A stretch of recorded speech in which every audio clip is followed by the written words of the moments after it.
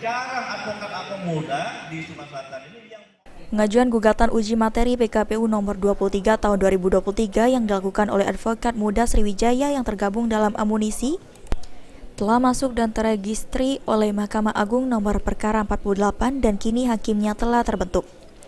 Adanya gugatan uji materi PKPU nomor 23 tahun 2023 oleh Amunisi ke Mahkamah Agung ini sendiri merupakan sebagian bentuk gerakan moral para advokat muda Sriwijaya terkait dengan putusan Mahkamah Konstitusi yang langsung diadopsi oleh KPU selaku penyelenggara pemilu.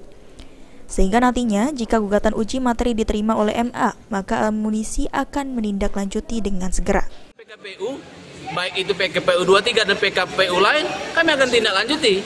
Berarti kalau dia tindak lanjut kembali ke hukum semula tetap 40 tahun. Berarti yang bisa melanjutkan kontestasi politik itu pemilihan Pilpres ada 2 paslon.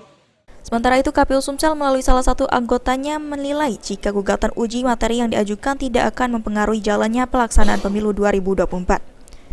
Sejauh ini khususnya KPU Sumsel sendiri tidak ada proses gugatan yang masuk terkait dengan proses daftar caleg tetap dan telah disahkan beberapa waktu lalu. KPU RI siap-siap aja dan aman-aman aja terkait tahapannya, karena memang ada ruang untuk itu kayak gitu dan sudah diantisipasi oleh KPU RI. Dan KPU tidak mempermasalahkan adanya gugatan masuk dari masyarakat mungkin? Iya, nggak keberatan. Iya, nggak keberatan, sangat terbuka.